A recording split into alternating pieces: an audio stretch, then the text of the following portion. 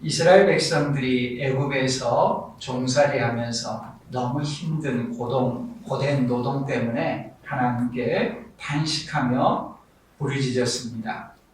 하나님께서 그들의 부르짖는 소리를 들으시고 기도에 응답하셨습니다. 기도의 응답은 미디안에서 양을 치고 있는 모세를 부르시는 것입니다. 우리가 지난주에 살펴본 말씀 내용입니다. 두 가지 내용, 두 가지의 명제. 하나는 하나님은 주권자이시다. 세상을 하나님의 뜻대로 다스리는 분이라는 것이죠. 또 하나는 성도들은 기도해야 한다. 기도함으로 하나님의 응답을 받는다. 이 두 가지 명제가 서로 상충되는 것 같습니다. 그러나 두 가지가 같이 병립할 수 있다. 우리의 이해 수준에서는 쉽게 조화가 안 되지만은 이율배반처럼 보이지만 하나님의 주권과 성도의 기도가 양립 가능하다라고 말씀드렸습니다. 오늘 말씀도 이율배반으로 보이지만 양립 가능한 내용에 대한 주제를 말씀하고 있습니다. 하나님의 주권과 인간의 자유에 대한 내용입니다. 이 부분은 교회사에서 오랜 시간 동안 토론이 됐지만 쉽게 어느 하나를 결론을 내리지 못합니다. 우리 이해의 수준이 한계가 있기 때문입니다. 이율배반으로 보이기 때문에 우리는 쉽게 우리의 이해의 수준으로 맞추려고 하는 경향이 있습니다. 그래서 하나님의 주권과 인간의 자유 가운데 하나님의 주권을 극단적으로 강조하게 되면 이것을 하이퍼 칼비니즘이라고 말합니다. 하나님께서 주권적으로 모든 것을 다 결정하셨으니까 사람은 전도할 필요도 없고 기도할 필요도 없고 하나님께서 다 알아서 하신다. 그러니까 하이퍼 칼빈이 극단적인 칼빈주의 견해라고 합니다. 반대로 인간의 자유를 강조하는 사람들이 있습니다. 하나님의 뜻과 상관없이 인간이 모든 것을 결정하고 인간이 모든 것을 판단하고 인간이 스스로 예수님을 믿기로 결단하고 그렇게 했다는 겁니다. 이런 결단을 교회사에서는 펠라기우스주의라고 합니다. 인간이 모든 것들을 결정하고 책임지고 행동하는 것이죠. 믿기로 결단하기도 하고요. 이걸 반반씩 섞은 것을 일컬어서 세미 펠라기아주의 그렇게 표현하기도 하죠. 그러나 성경은 우리에게 이율배반으로 보인다 할지라도 있는 그대로 받아들여야 됩니다. 다른 말로 하면 하나님의 주권, 우리는 전적으로 받아들입니다. 그럼에도 불구하고 인간이 행한 일에 대해서 스스로 책임을 져야 합니다. 우리는 이것을 조화를 시키기 어렵습니다. 우리의 이해 수준에서는 조화되지 않기 때문입니다. 그대로 받아들이는 것이죠. 오늘 말씀에서는 모세가 부르심을 받는 것과 바로의 저항으로 이 모습이 나타납니다. 이스라엘 백성이 부르짖자 하나님께서 응답하셨는데 그 응답의 방식은 두 가지 중에 하나가 되겠죠. 하나님께서 초자연적으로 개입해서 응답하실 수도 있고 또 어떤 수단과 방법을 통해서 응답하실 수도 있습니다. 예를 들어 어떤 사람이 병이 들었다. 하나님께서 직접 초자연적으로 고치실 수도 있지만 의사의 손길을 통해서라든지 하나님께서 세우신 여러 가지 방법을 통해서 수단을 통해서 이끌어 가셔서 치유하실 수도 있습니다. 예수님은 직접 사람을 치유하시기도 했지만 맹인 눈에 진흙을 발라 치유하시기도 했습니다. 그렇다고 해서 능력이 더하거나 덜하거나 하는 것은 아닙니다. 하나님의 응답은 모세를 불러 이 일을 맡게 하시는 것이었습니다. 보이지 않는 가운데 하나님께서 일을 처리해버리시면 사람들은 어디에서 이런 일이 이루어졌는가 하는 것을 잘 알지 못합니다. 근데 하나님께서 모세를 세우시고 이 일을 말한 대로 이루어 가시면은 하나님께서 이 일을 사람을 통해서 이렇게 전개해 가시는구나 깨닫고 알게 되는 것이죠. 하나님은 수단을 통해서 이스라엘 백성들의 기도를 들어주시는 이 방법을 택하신 것입니다. 하나님께서는 자연적으로 보이는 사건을 통해 하나님의 응답을 보여주시는 경우들이 자주 있습니다. 이스라엘의 출애굽을 위해 모세를 부르시고 사명을 맡기십니다. 시내산에서 양을 치던 모세는 하나님의 부르심에 선뜻 나서지를 못했습니다. 이 일을 맡기에는 자기 자신이 너무 부적합하다고 느꼈던 것이죠. 40년 전에 그 실패, 그 쓰라린 기억들이 떠오르겠죠. 그러나 하나님께서는 모세를 설득하셨습니다. 이 자체가 놀라운 것이죠. 전능하신 하나님께서 강제로 말씀하시지 않고 설득하시는 그 과정 자체가 놀랍습니다. 이율배반으로 보이기까지 합니다. 전능하신 하나님의 뜻에 모세가 따르지 않으면 어떻게 했을까 하는 그런 생각마저 들 정도입니다. 모세는 하나님의 부르심에 결국 따르죠. 하나님께서 자기 백성들을 부르시는 것을 일컬어서 뭐라고 표현하냐면 저항할 수 없는 은혜라고 합니다. 사람들이 하나님의 부르심을 받게 되면 하나님의 택한 백성들은 자기 안에 별 생각이 다 들고 나는 부족한데 안 된대 그런 어떤 패배의식이나 과거의 상처나 그런 것들이 막 솟아난다 할지라도 하나님께서 그 택한 백성을 부르시게 되면은 그 모든 그 자기 안에 부정적인 생각들이 다 녹아납니다. 그리고 부르심에 순종합니다. 이 저항할 수 없는 은혜죠. 택한 백성에게 주시는 은총이죠. 이게 모세에게 드러난 것입니다. 모세를 부르시듯 오늘도 하나님의 자녀들을 하나님께서는 부르십니다. 모세와 우리에게는 약간의 차이점이 있습니다. 모세는 시내산에서 양을 치다가 가시떨기 나무에 불이 계속 붙으면서도 타지 않는 그 모습으로 하나님의 임재가 나타났고 하나님의 음성을 직접 들었습니다. 말씀하시는 분이 하나님이라는 걸 알았고 그 음성을 듣고 대화를 나누고 하나님의 부르심에 순종을 했죠. 그러나 오늘 우리들에게는 하나님의 직접적인 임재가 아니라 선포되는 말씀을 통해서 그 말씀이 우리의 생각 속에서 작동을 합니다. 그래서 내 생각인지 하나님의 말씀인지도 잘 구별이 되지 않습니다. 거의 대부분이 다 그렇습니다. 이게 내 생각이야? 하나님의 말씀이야? 내 속에서 내가 생각하는 거야? 아니면 하나님께서 내 생각 속에서 말씀하시는 거야? 잘 구별이 되지 않습니다. 그렇게 세미한 가운데 하나님께서 우리를 말씀하시고 마치 우리 자신의 생각인 것처럼 설득하시면서 우리의 자아가 굴복하고 주님을 따르도록 결단하게 하십니다. 모세의 부르심이고 하나님의 백성들의 부르심입니다. 그런데 모세처럼 이렇게 부르심에 반응하는 사람도 있지만 정반대로 끝까지 저항하고 받아들이지 않는 사람들도 있습니다. 오늘 우리가 살펴보려고 하는 주인공 바로 왕입니다. 믿지 않는 사람들은 어떤 방식으로 그 마음의 메커니즘이 작동하는가 하는 것을 바로를 통해서 보여주시는데 10가지 재앙을 통해서 보여주십니다. 이것은 마치 초고속 카메라로 찍은 내용을 풀어주는 것과 같습니다. 아시는 것처럼 초고속 카메라는 짧은 시간에 일어나는 내용을 우리가 관찰하기 어려우니까 이 짧은 시간에 일어나는 것을 여러 프레임으로 잘게 쪼개가지고 촬영을 한 다음에 그것을 느리게 천천히 보여주는 것입니다.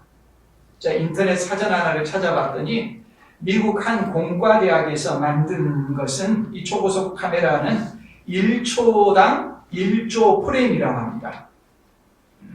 순시간이란 1초, 눈 깜박여서 볼 수도 없는 그 1초를 1조로 프레임을 나눠가지고 찍었다는 겁니다.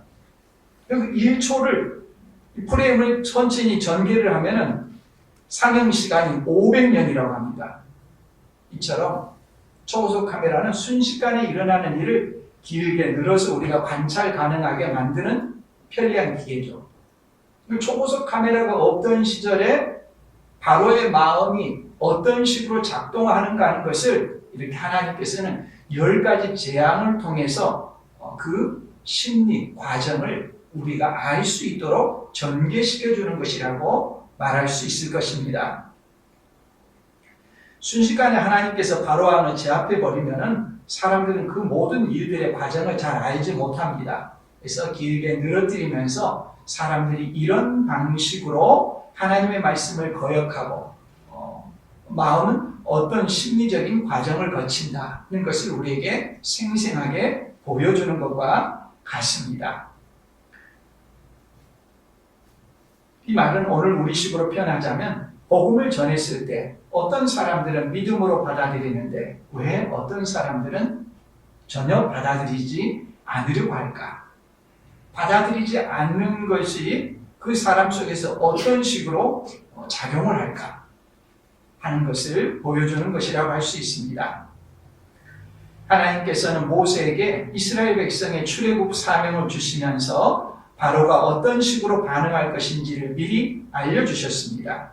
출애굽기 4장 21절 말씀에 보면 여호와께서 모세에게 이르시되 네가 애굽으로 돌아가거든 내가 내 손에 준 이적을 바로 앞에서 다 행하라. 그러나 내가 그의 마음을 완악하게 한즉 그가 백성을 보내주지 아니하리니. 시내산에서 하나님께서 모세를 부르시고 지팡이를 던져 뱀이 되게 하시고 뱀의 꼬리를 잡아 다시 지팡이가 되게 하시고 손을 품에 넣었더니 문둥병자의 손이 되게 하시고 다시 넣었더니 문둥병이 치료받게 하시고 이런 이적을 보여주셨습니다. 그 이적을 바로 앞에서 행해보라는 것입니다. 그러나 이적을 행해도 바로가 믿지 않고 따르지 않을 거라고 알려주십니다. 아주 단순한 사실입니다. 이적은 믿음을 만들지 못합니다. 사람들이 이적을 보면 믿음을 가질 것처럼 생각하지만 이적은 믿음을 만들지 못한다는 것을 먼저 말씀하시는 것입니다. 왜냐하면 마음이 완악하기 때문입니다. 완악하다는 말은 딱딱하고 단단하게 굳어져서 바꾸어지지 않는 그런 상태를 말합니다. 오늘 이 완악이라는 표현에 보면 내가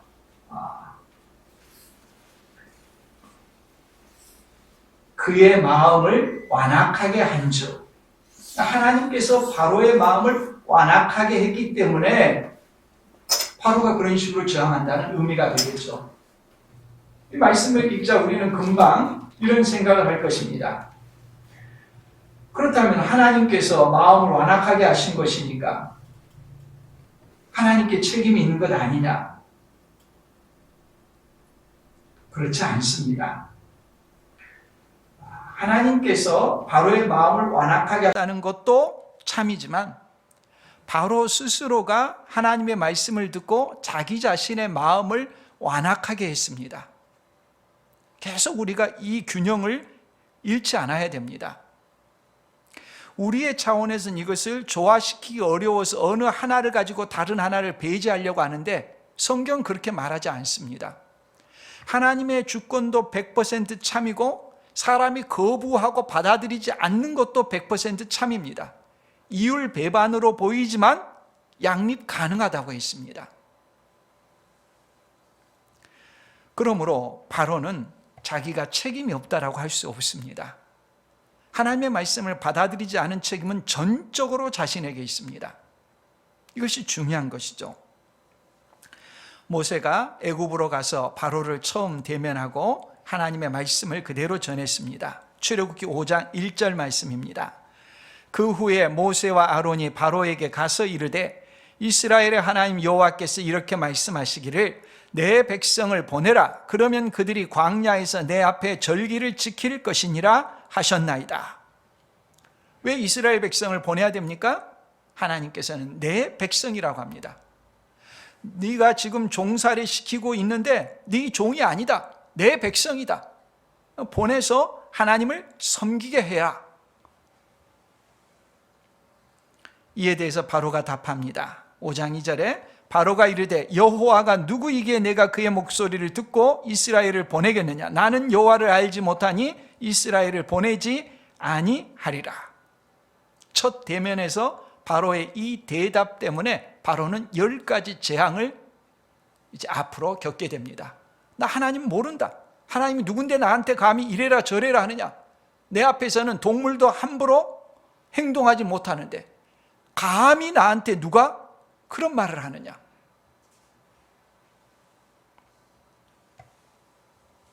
이스라엘 백성에게 더 강한 노동의 강도를 명령했습니다. 사람들이 보이는 불신앙의 대표적인 반응 가운데 한 단면입니다. 복음을 처음 들었을 때 받아들이지 않고 거부하는 그런 상태의 마음이 이런 식으로 작동이 된다는 것을 알려주는 것이죠. 예수 그리스도를 믿고 죄 용서를 받으라 이런 말을 듣게 되면은 순순히 받아들이고 죄를 고백하고 회개하는 것이 아닙니다. 그렇게 받아들였다면 그건 참으로 하나님께서 저항할 수 없는 은혜를 베푸신 것인데, 선행하는 은총을 베풀어 주신 것인데, 받아들이지 않는 사람들의 마음의 상태는 당신이 뭔데 나한테 이래라 저래라 하느냐, 내 마음 내가 알아서 내가 생각하고 내가 결정하고 내 뜻대로 하는 것이지 왜 나한테 그런 말을 하느냐, 욱하고 저항하는 마음이 생깁니다. 이상한 것이 아닙니다. 자연인의 마음은 다 그렇습니다. 하나님의 은혜가 그 마음속에 역사하지 않게 되면 사람의 마음은 자기가 주권자이기 때문에 누군가가 자기에게 주권을 내려놓으라고 할 때 반항하는 것이 당연한 것입니다. 여호와가 누군지 알지 못하겠다고 그가 말했기 때문에 하나님께서는 자신을 알게 하십니다. 하나님이 누구인가 하는 것을 안다는 것은 하나님의 권위를 인정하고 복종한다는 의미입니다. 하나님께서 자신을 바로에게 알려주실 가장 단순한 방법은 뭐겠습니까? 단숨에 제압해버리는 것입니다. 거의 죽기 직전까지 만들어버리거나 생명을 박탈하거나 얼마든지 그럴 능력이 하나님께는 있습니다. 어쩌면 이스라엘 백성들이 종살이하면서 부르짖었던 것들은 저 바로 좀 죽으면 안 될까? 하나님께서 데려가시면 안 될까? 치면 안 될까? 그런 생각이었을지 모릅니다. 그러나 하나님께서는 그렇게 즉각 바로의 생명을 박탈하지 않습니다. 10가지 재앙을 내리는 방법으로 하나님이 누구이신가 하는 것을, 하나님이 누구이신가 하는 것 가운데 극히 일부분인 하나님의 능력의 지극히 크심을 드러내 보여주십니다.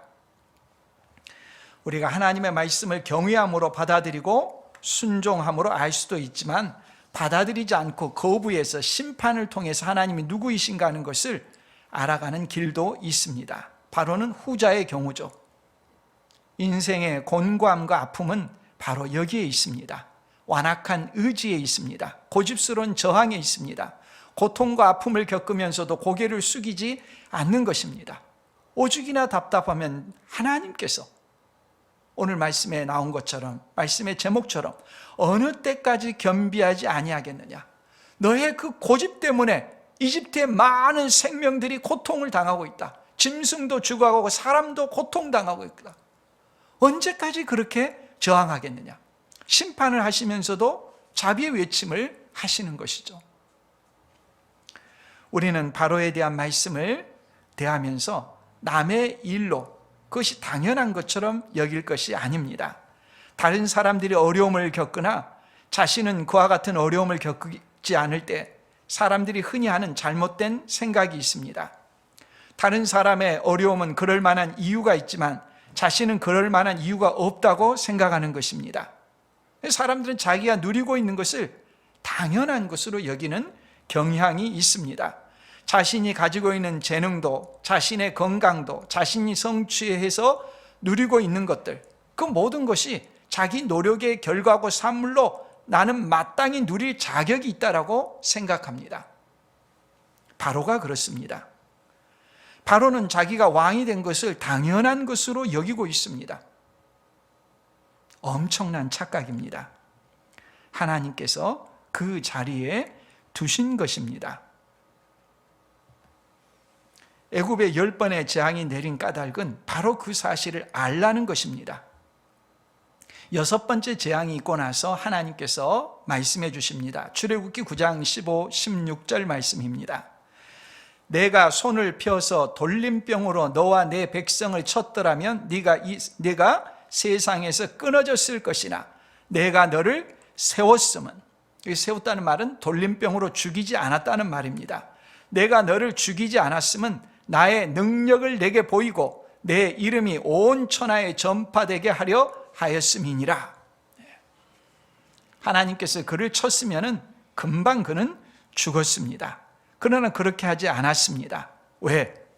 하나님께서 누구인가 하는 것을 보여주기 위해서 그를 그 자리에 두셨다는 것입니다. 그가 계속해서 저항하는 모습을 통해서 하나님이 누구이신가 하는 것을 보여주는 도구로 바로가 세움을 입은 것입니다. 10가지 재앙의 심판을 하시면서 내가 여호와인 줄을 알리라고 계속 선포하십니다. 하나님이 누구이신 것을 알고 하나님 앞에 무릎을 꿇고 내가 잘못했습니다, 용서해 주십시오, 회개하면 얼마든지 그것은 중단되어지고 재앙은 중단되어지고 하나님의 은혜의 손길이 임할 테지만은 그는 끝까지 저항합니다. 바로는 이스라엘 백성을 내보내지 않았습니다.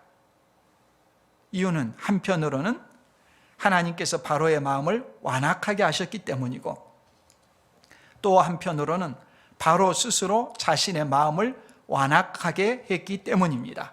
바로 이것이 이율배반이라는 것입니다. 하나님께서 바로의 마음을 완악하게 하신 것도 있지만 바로 스스로 자기의 마음을 완악하게 했습니다. 우리는 이걸 조화시킬 수 없습니다. 그대로 받아들입니다. 성경도 그대로 설명을 합니다. 애국과 바로에 대한 10개의 재앙을 살펴보면 처음부터 5번째까지는 바로 왕이 자기의 마음을 완악하게 했다라고 표현합니다. 6번째부터 10번째까지는 주로 뭐라고 말하냐면 하나님께서 바로의 마음을 완악하게 했다고 표현합니다.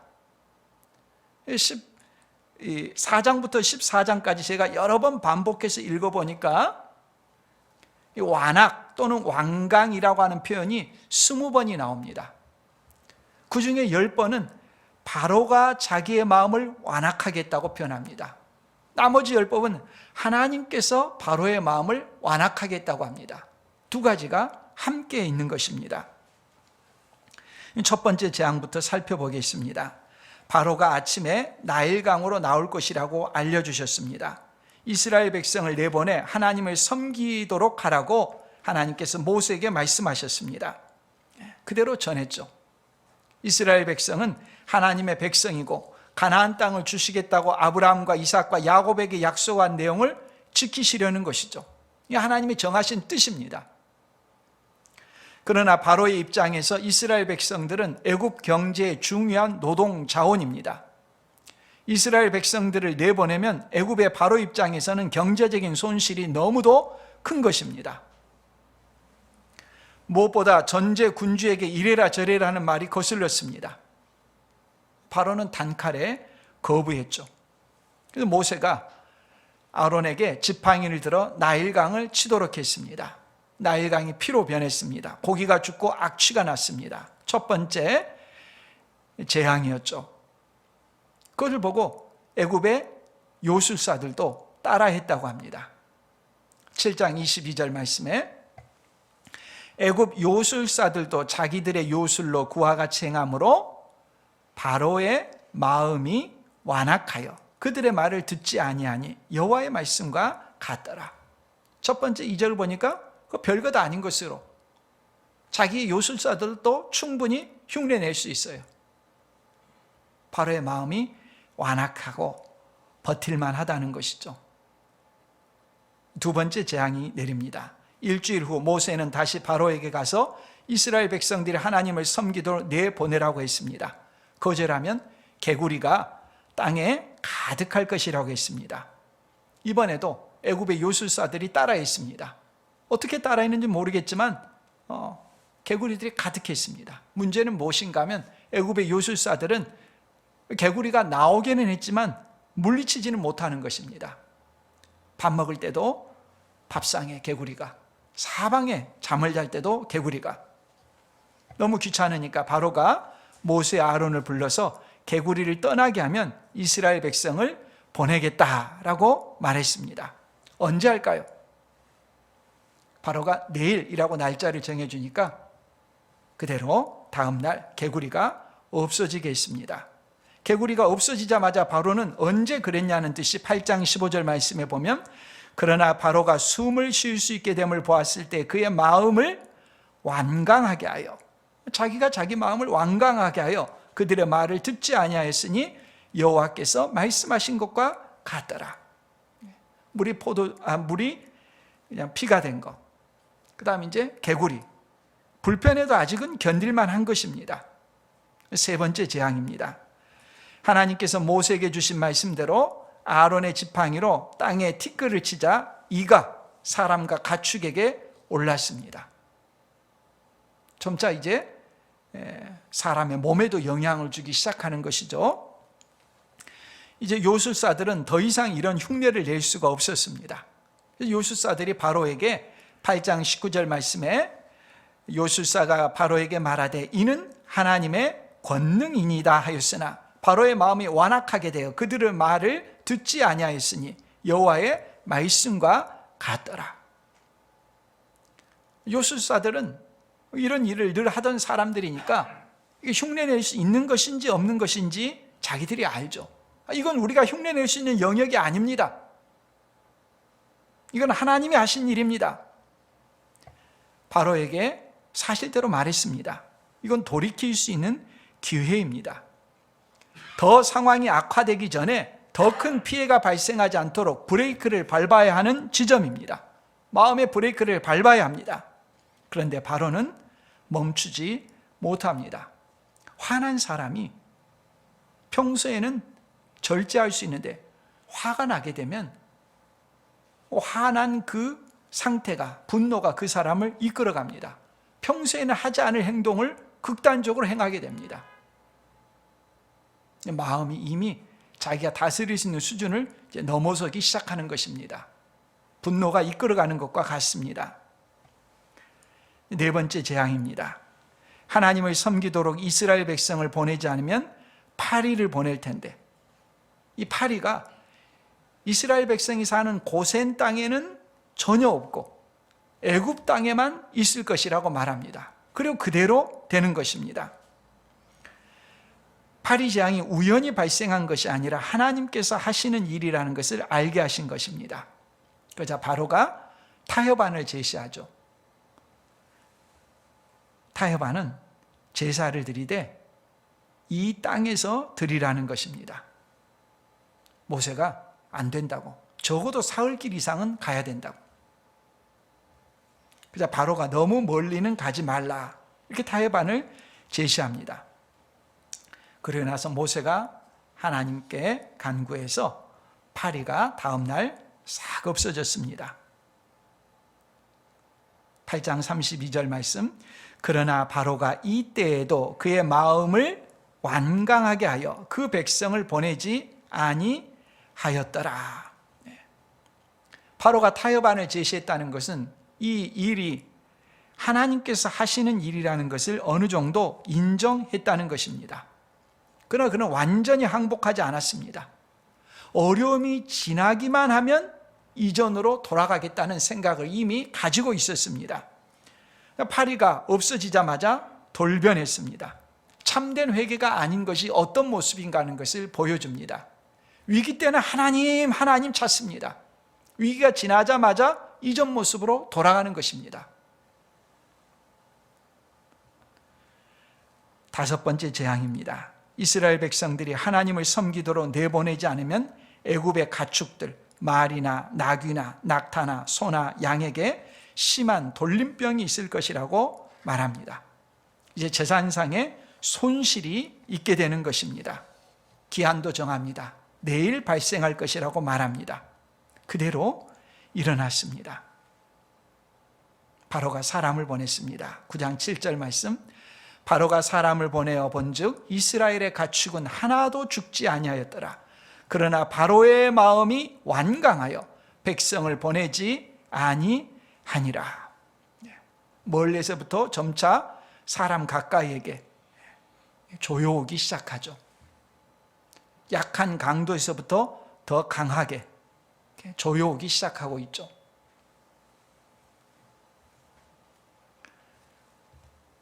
지금 당장 자신의 생명에는 해가 없으니까 설마하면서 고집을 피우면서 저항하면서 버텨가고 있습니다. 5번째까지 이렇게 버텼습니다. 바로 스스로 자기 마음을 완강하게 하면서 고집스럽게 버텼습니다. 자기 마음이 굳어지는 상태도 계속 에스컬레이터화합니다. 더 강해지고 있습니다. 6번째 재앙입니다. 이번에는 아무런 경고도 없이 화덕의 제 2움큼을 바로 왕의 목전에서 날렸습니다. 애굽 온 땅에 사람과 짐승에게 악한 종기가 발생했습니다. 이제 사람의 신체에 직접 위협이 발생하는 것이죠. 요술사들도 더 이상 모세 앞에 나서지 못했다고 합니다. 악성 종기가 생겼기 때문입니다. 이 정도면 정신을 차려야 될 것입니다.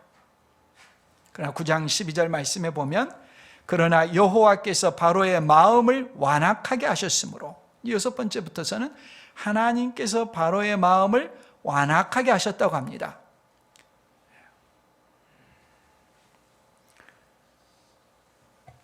이것이 무서운 것입니다.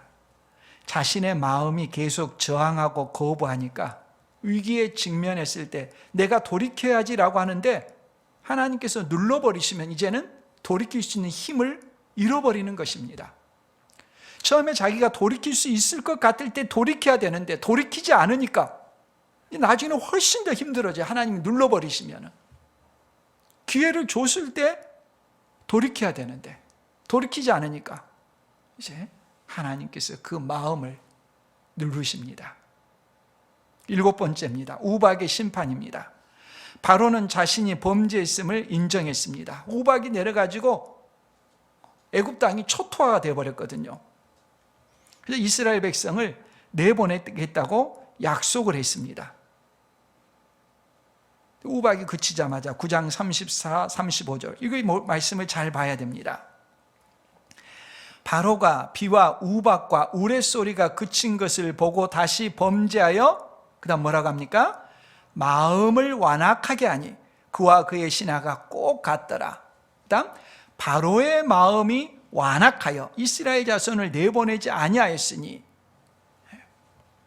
6번째는 하나님께서 바로의 마음을 완악하게 했다고 했는데 7번째는 다시 1번째부터 5번째 재앙과 같은 상태의 표현, 바로가 자기 마음을 주어로 해서 바로가 자기 마음을 완악하게 했다고 합니다.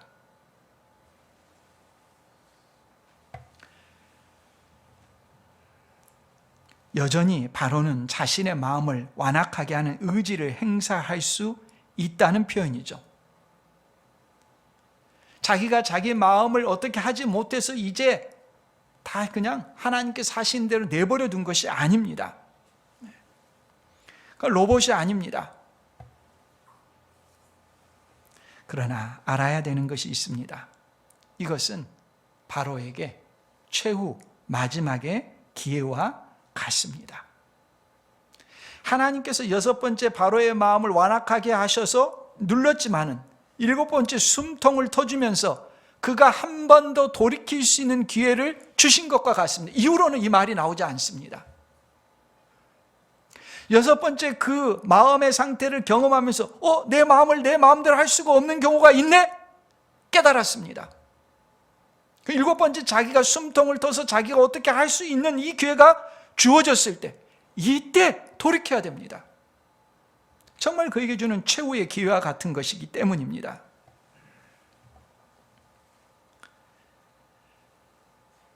아직 기회가 있을 때 돌아서야 되는데 이런 고집스러운 마음을 지켜보는 것은 곁에서 너무도 가슴 아픈 일이죠. 수많은 재산과 생명들이 피해를 당하고 있습니다. 이 생명에 대한 안타까움으로 10장 3절 오늘 제목이 되는 말씀, 모세와 아론이 바로에게 들어가서 그에게 이르되 히브리 사람의 하나님 여호와께서 말씀하시기를 네가 어느 때까지 내 앞에 겸비하지 아니하겠느냐? 어느 때까지 겸비하지 않겠느냐? 언제까지 버티겠느냐? 버텨서 저항할 수 있느냐? 상황을 바꿀 수 있느냐? 네가 신이냐? 8번째 재앙입니다. 메뚜기 재앙입니다. 나라가 그야말로 초토화되어 있습니다. 먹을 식량은 이제 끝입니다.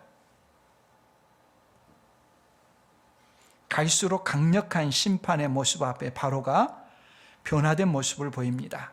어린 아이들은 두고 가라고 합니다. 볼모를 잡으려고 하는 것이죠. 심지어 자기가 죄를 지었다고 자기 죄를 용서해 달라고도 말합니다.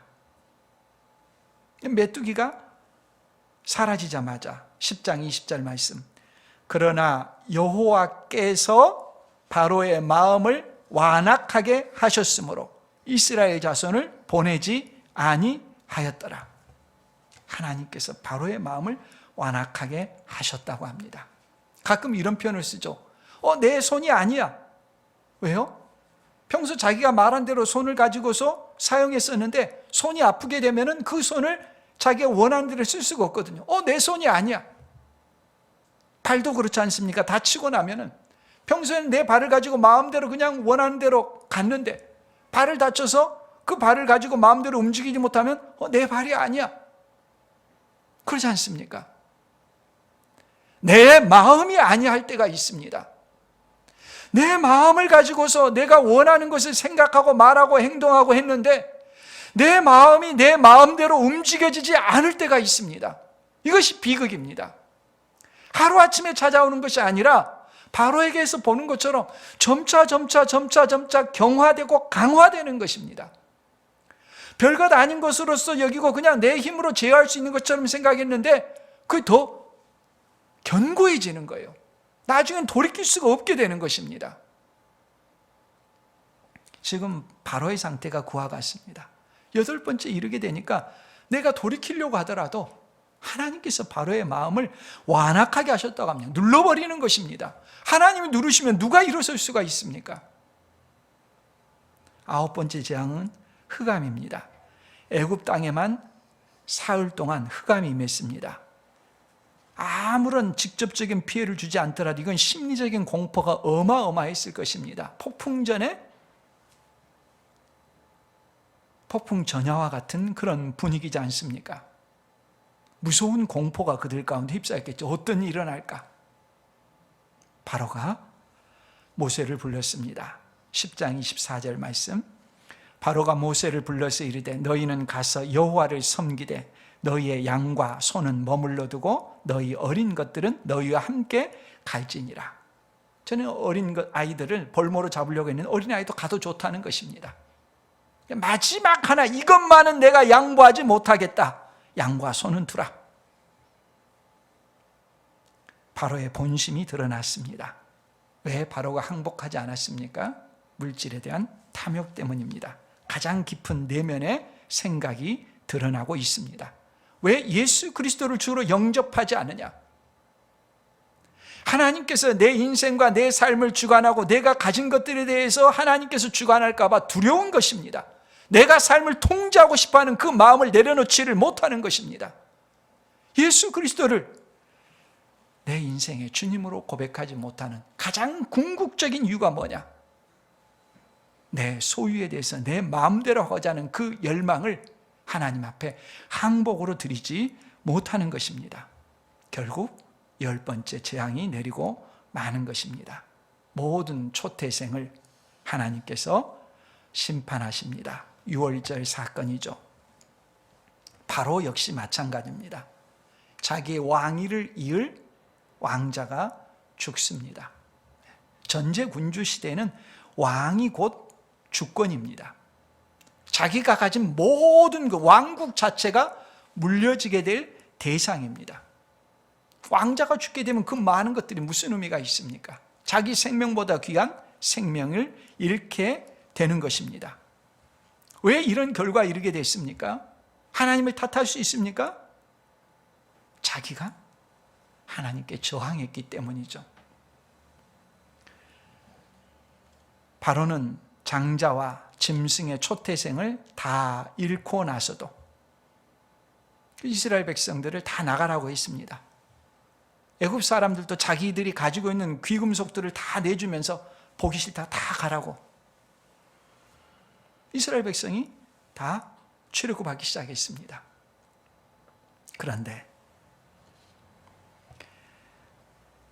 그 모진 고통을 겪고 나서도 바로가 출애굽하는 이스라엘 백성들의 후미를 치기 위해서 군대를 출동시킵니다. 같은 표현이 3번 14장에 반복됩니다. 14장 4절 말씀입니다. 내가 바로의 마음을 완악하게 한즉 바로가 그들의 뒤를 따르리니 내가 그와 그의 온 군대로 말미암아 영광을 얻어 애굽 사람들이 나를 여호와인 줄 알게 하리라 하시매. 14장 8절 말씀. 여호와께서 애굽 왕 바로의 마음을 완악하게 하셨으므로 그가 이스라엘 자손의 뒤를 따르니 이스라엘 자손이 담대히 나갔습니다. 14장 17절 말씀. 내가 애굽 사람들의 마음을 완악하게 할 것인즉 그들이 그들을 따라 들어갈 것이라. 내가 바로와 그의 모든 군대와 그의 병과 마병으로 말미암아 영광을 얻으리니. 3번이나 반복합니다. 사람들이 이성을 잃은 정도가 아니라 완전히 이제는 극단이 되어버리고 말았습니다. 그렇게 모질게 당하고 나서도 이스라엘 백성 다 나가라고 있는 재산 털털 털어서 다 주고 보내고 나서도 다시 또 그 마음이 하나님께서 그 마음을 완악하게 하셔서 출애굽한 이스라엘 백성을 그 병거를 몰고 뒤따라갑니다. 결과는 우리가 너무도 잘 압니다. 홍해바다에 전부 다 수장되어 버렸습니다. 그리고 애굽이라는 나라는 역사에서 확 가라앉아 버렸습니다.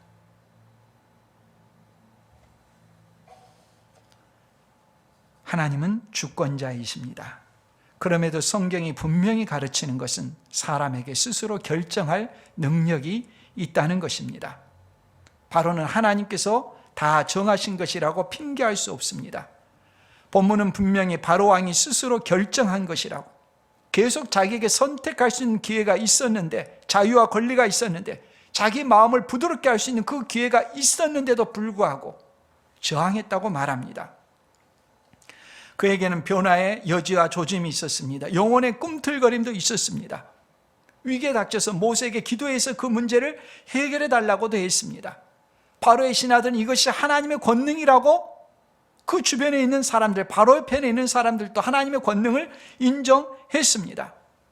바로 역시 처음에는 완강하게 저항하다가 조금씩 양보했습니다.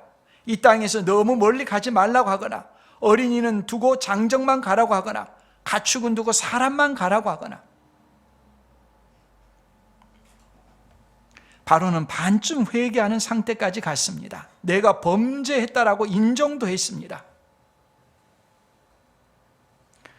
그런 바로에게 하나님은 오래 참으셨습니다. 계속 기회를 주셨습니다. 10번이나 기회를 주셨습니다. 결국 드러난 것은 무엇입니까? 그는 끝까지 돌이키지 않았다는 것입니다. 노아 홍수 때와 같습니다. 노아 가족들이 방주를 만드는 그 기간 동안은 하나님께서 주신 유예의 기간입니다.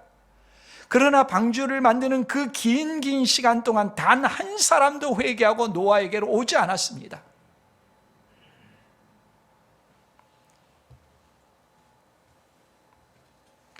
결국 하나님께서 말씀하신 대로 되었습니다. 처음 말씀하신 대로 하나님의 백성을 내어보내면 됩니다. 내어보내지 않으니까 모든 것을 다 잃고 하나님의 말씀대로 되어집니다.